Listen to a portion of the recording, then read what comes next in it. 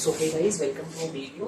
ये मैथ्स की एक्सरसाइज 1.2 की डिस्कशन की वीडियो। इसके प्रीवियसली आपने 1.1 देखी होगी, अपने रिव्यूज जैसे भी होंगे कमेंट्स में शेयर करना, ठीक है। तो बेसिकली 1.2 में we are dealing with some sort of proving. ये प्रूविंग के ऊपर ही पूरी एक्सरसाइज बेस्ड है। और बेसिकली बच्चे बात मानना, अगर प्रूविंग के क्वेश्चन है तो जरूर करो, क्योंकि तुम्हें पता है आंसर क्या होगा, क्योंकि आंसर ही सामने दिया है, प्रूव करना है, ठीक है। तो प्रूविंग के क्वेश्चन जरूर करा करिए, और इसमें आपके नंबर्स पूरे आ सकते हैं प्रूविंग के क्वेश्चंस के लिए, ठीक है। और प्रूफ का क्वेश्चंस आना तय भी है, तय नहीं भी है, और क्योंकि बहुत इजी प्रूविंग तो आपको आनी चाहिए।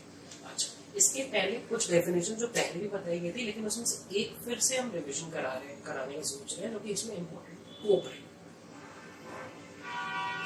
बेटा को यानी दो नंबर्स को प्राइम कोऑपरेट तब कहा जाता है जब उनके कॉमन HCF जो है वो 1 हो। अगर दोनों नंबर्स का HCF 1 होगा then they are said to be coprime. अब सर इसका क्या यूज है ये देखते हैं। मान लो तुमने कोई भी नंबर लिखा 20/25। कभी भी बेटा बचपन में फ्रैक्शन लिखते थे तो टीचर्स क्या कहते थे, इसको सिंपलेस्ट फॉर्म में कन्वर्ट करिए। इसको सिंपलेस्ट फॉर्म में मींस ऊपर और नीचे सेम टेबल से डिवाइड करिए। 20 and 25 you know that it comes in table of 5। ये 4 टाइम्स में आते हैं, ये 5 टाइम्स में आते हैं, 4/5। अब इसको सिंपलेस्ट फॉर्म में नहीं आप कन्वर्ट कर सकते, क्योंकि और कोई नंबर ही नहीं जिससे ये दोनों डिवाइड होते हो सिवाय 1 से। तो आपने तब तक तोड़ा इस फ्रैक्शन को जब तक इसमें 1 नहीं आया, ठीक है। तो ये दोनों नंबर्स क्या हो गए, 4 और 5 क्या हो गए, कोऑपरेट हो गए, क्योंकि इनका कॉमन फैक्टर क्या है, 1, ठीक। तो कोऑपरेट की डेफिनेशन आगे हम लोग को यूज करते हैं।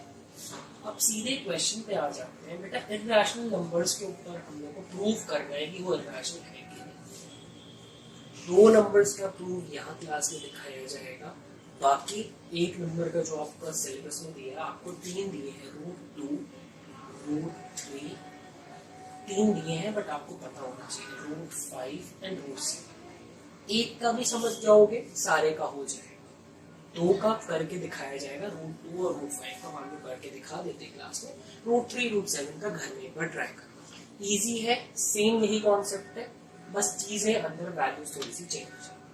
अच्छा, तो बात करते हैं प्रूफ करने की। देखो बेटा, वी नो दैट √2 एक इरैशनल नंबर है, इसकी वैल्यू 1.414 ऐसे करके एंड चलती रहती है, जो कि रुकती भी नहीं है, नॉन टर्मिनेटिंग है, नॉन रिकरिंग है, सेम भी नहीं आती कि 414 414 414 ही आ जाए, 444 ही रिपीट हो जाए, ऐसा नहीं होता। अंड बंड कोई भी वैल्यू रिपीट करता रहता है।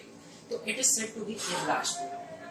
Now what we have to do, we have to prove √2 as irrational.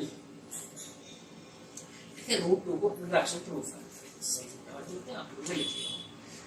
So basically बेटा किसी को अगर तुम्हें गलत प्रूफ करना है तो उसके 2 तरीके हैं, या फिर सिंपल उसको बोल दो भाई साहब आप गलत हो, ठीक है। दूसरे के तरीका उसको कहोगे क्या, चलो मान लो तुम ठीक कहोगे ना, चलो मान लो तुम ठीक भी थे, तुम ठीक भी हो अपनी जगह, लेकिन तुमने ये क्यों करा। तो बेसिकली अगर किसी को, अगर हमें ये डस्टर को अगर रॉन्ग प्रूफ करना है, सो आई वुड से दैट कि तुम गलत हो। तो सिंपल, सीधा, स्ट्रेट फॉरवर्ड।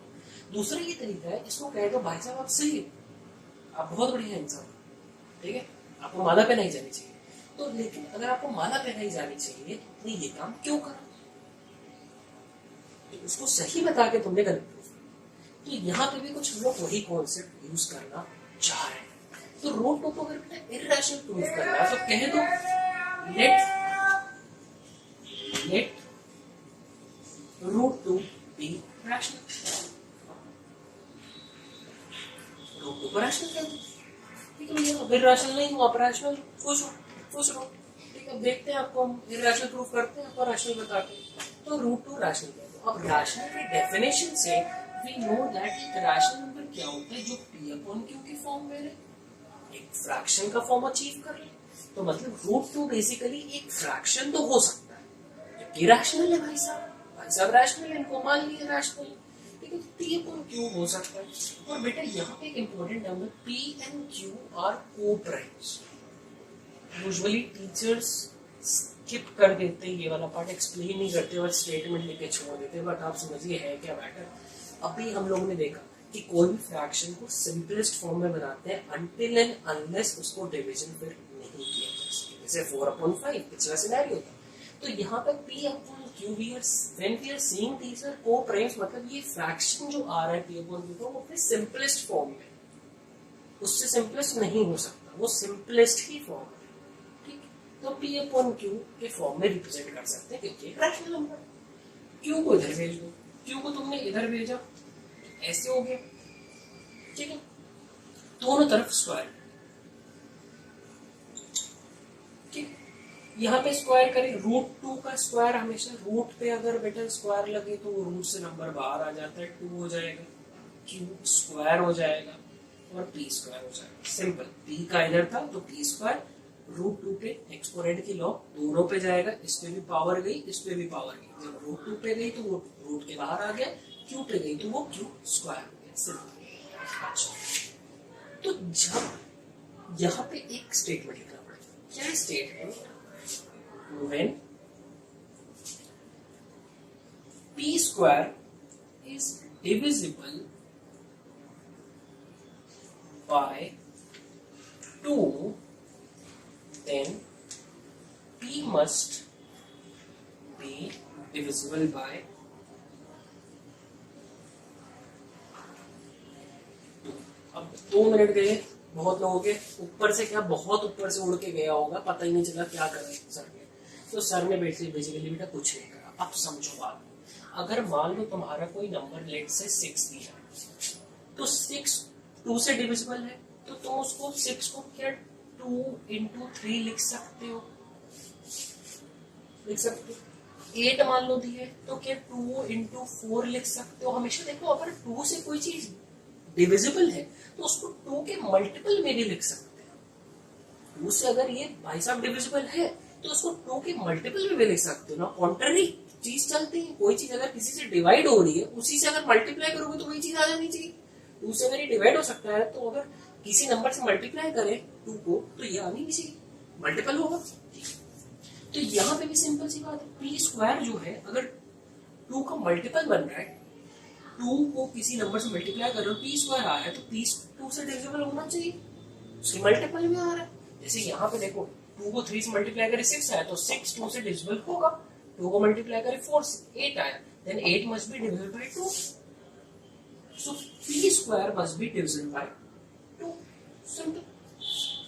अच्छा, अगर p स्क्वायर डिविजिबल है, जब उसका स्क्वायर 2 से डिविजिबल है तो वो खुद भी डिविजिबल होगा। समझो, मान लो 4 अगर 2 से डिवाइड हो सकता है तो √4 यानी 2 जो आती है वैल्यू वो भी 2 से डिवाइड होगा। एक और एग्जांपल लेके समझ लो, मान लो 64 अगर 2 से डिवाइड हो रहा है, 2 से डिवाइड हो सकता है, देखो लास्ट का नंबर बेटा इवन 2 से डिविजिबल है, तो √64 जब तुम करोगे जो कि 8 आ जाएगा, वो भी 2 से डिवाइड हो सकता है। जब 2 से 8 डिवाइड हो सकता है तो उसका स्क्वायर भी डिवाइड हो सकता है, जब उसका स्क्वायर डिवाइड हो सकता है तो उसका √ भी डिवाइड हो सकता है। दोनों चीज चलनी चाहिए। पानी पिए तो प्यास बुझी, प्यास बुझी मतलब पानी पिए, सिंपल। तो √√ करो, √ वाला भी डिवाइड हो गया तो स्क्वायर वाला भी डिवाइड होगा, स्क्वायर वाला डिवाइड होगा तो √ वाला भी डिवाइड होगा, सिंपल। तो यहाँ पे अगर p स्क्वायर 2 से डिविजिबल है तो p भी डिविजिबल होगा ही होगा, सिंपल सी बात। चलो, ये तो बात होगी। अगर p 2 से डिविजिबल है तो क्या हम लोग p को 2m कह दें, p को 2m कह दें, इसको इक्वेशन बन गई, इसको 2 कह, p को 2m क्या कहे, बेसिकली बेटा p अगर 2 से डिविजिबल है, वही मल्टीपल वाला केस है, तो 2 से अगर किसी नंबर को मल्टीप्लाई करें तो p मिल जाना चाहिए। p 2 से डिवाइड हो सकता है तो मतलब 2 को अगर किसी नंबर से मल्टीप्लाई करें तो p मिलना चाहिए। जैसे ये 16 है, 2 से डिवाइड हो सकता है, और 2 को अगर 8 से मल्टीप्लाई करो तो 16 मिल जाएगा। जब 2 से 16 डिवाइड हो सकता है तो 2 से कोई नंबर मल्टीप्लाई करके 16 लाया जा सकता है। p जब 2 से डिवाइड हो सकता है तो 2 से किसी नंबर को मल्टीप्लाई करे, m से मल्टीप्लाई करे तो p लाया जा सकता है। यहाँ पे लिख दो let m be any number, bracket में लिख दो, let m be any number, any m, इतना नोट कर लीजिए आप, पॉज करके नोट करिए। ठीक है, इक्वेशन 1 याद रखना दिमाग में, मिटा चलेंगे यार, बजट सेशन में चल रहे हैं अभी फिलहाल। चलो, नेवर मेक योर दिक्कतें योर एक्सक्यूजेस। तो p square is equals to 2q square, ये लिखा था equation 1, p is equals to 2m था, ये लिखा था इक्वेशन 2। पुट 2 in 1, p को यहाँ रखो, तो p स्क्वायर की जगह 2m का स्क्वायर रख दो, is equals to 2q square. कोई दिक्कत नहीं। तो 4 पे भी गया स्क्वायर, इस पे भी गया, m square is equals to 2q square, ये 2 1 बार में गया, ये 2 बार में गया, बेसिकली 2 कटा और ये 4 कटा और ये 2 हो गया। So 2m square is equals to q square. देखो कंफ्यूज होने का नहीं है, ठीक है, कंफ्यूज होने का इसलिए नहीं है, हमने कुछ नहीं करा, ये जो रिजल्ट आया था इसको हमने ये इक्वेशन में रख दिया।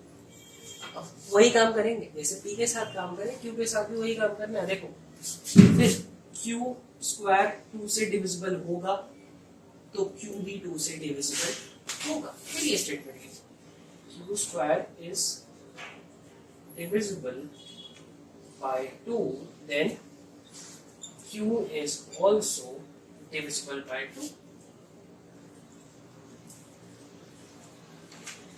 सिंपल, ठीक है। अगर भाई साहब q स्क्वायर, फिर वही एग्जाम्पल है, 64 अगर 2 से डिवाइड हो सकता था तो 8 भी 2 से डिवाइड हो रहा है। 8 का स्क्वायर जब 2 से डिवाइड हो रहा है वो खुद भी डिवाइड होगा 2 से। अगर स्क्वायर 2 से डिवाइड होगा तो उसका अंडर रूट भी डिवाइड होगा 2 से। सिंपल, ठीक। यहाँ पे एक बात तो हम स्टार्टिंग में कहते p और q के कोप्रिम्स, मतलब वो सिर्फ और सिर्फ 1 से डिवाइड करने हैं। लेकिन यहाँ पे तुमने क्या देखा कि q भी 2 से डिवाइड हो रहा है और पिछले स्टेटमेंट में p भी डिवाइड हो रहा है।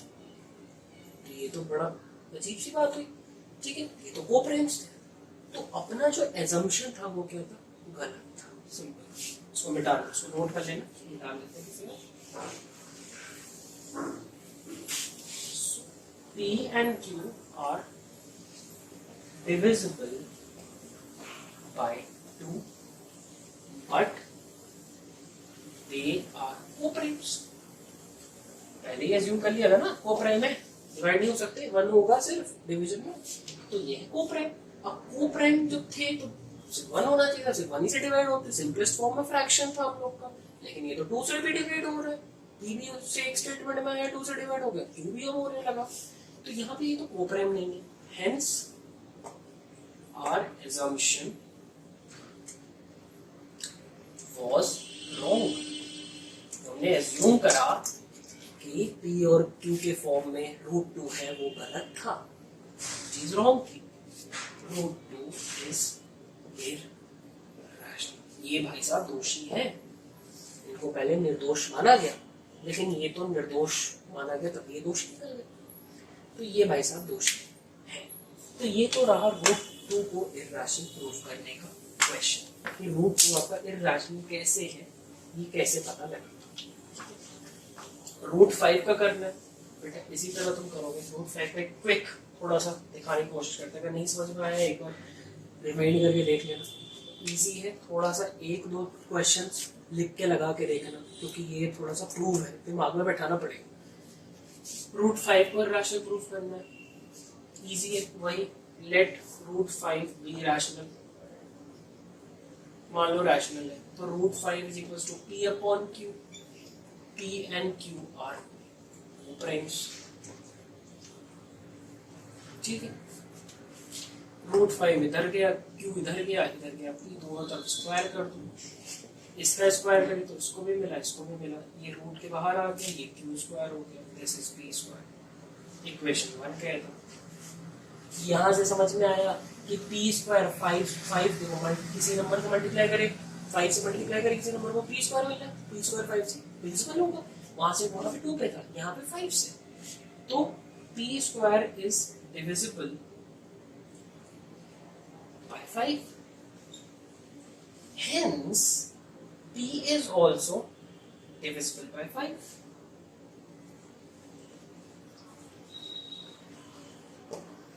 ठीक, अब भैया उसका स्क्वायर अगर डिवाइड हो रहा है 5 से तो वो कुछ ही होना चाहिए। जैसे एग्जांपल ले लो 25 5 से डिवाइड हो जाता है, ठीक है। इसका अंडर रूट अगर करें जो कि 5 आता है वो भी 5 से डिवाइड हो जाता है। 5 का स्क्वायर जो है 25 वो 5 से डिवाइड हो रहा है तो 5 खुद भी डिवाइड होगा 5 से। 25 अगर 5 से डिवाइड हो रहा है तो उसका स्क्वायर रूट भी डिवाइड होगा 5 से। ठीक है, सिंपल सी बात है। तो P तो तुम्हारा 5 से डिवाइड हो सकता है, तो P को 5m लिख दो। m is any number, number का शॉर्ट फॉर्म n नॉट, तो फुल फॉर्म लिख लेना। लिख सकते हैं, लिख लीजिए।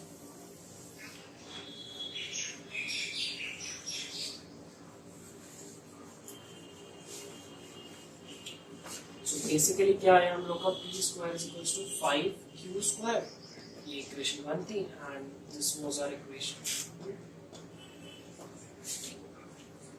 अब 2 in 1 दूसरे को पहले में रख दो, सिंपल। ठीक है, सर ऐसा क्यों कर रहे हैं? सर ऐसा इसलिए कर रहे हैं क्योंकि p को तो बिल्कुल साबित कर दिया, अब q को भी कर देते हैं। तो यहाँ पे अगर आप ये रख दिए तो 5n का होल स्क्वायर हो गया, 5q स्क्वायर हो गया। स्क्वायर अगर है तो इसको भी मिला, इसको भी मिला, 25n स्क्वायर 5q स्क्वायर। 5 1 बार में जाता है, 5 बार में कट जाएगा, तो 5n square is equal to q square. यहाँ पे भी यही समझ में आया, जैसे p का था q square is divisible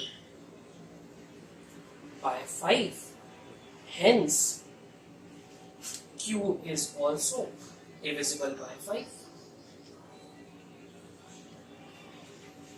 simple सी बात कही गई। उसका स्क्वायर अगर 5 से डिविजिबल है तो उसका जो स्क्वायर नहीं भी होगा, जो अब नॉर्मल फॉर्म होगा, वो भी डिविजिबल होगा।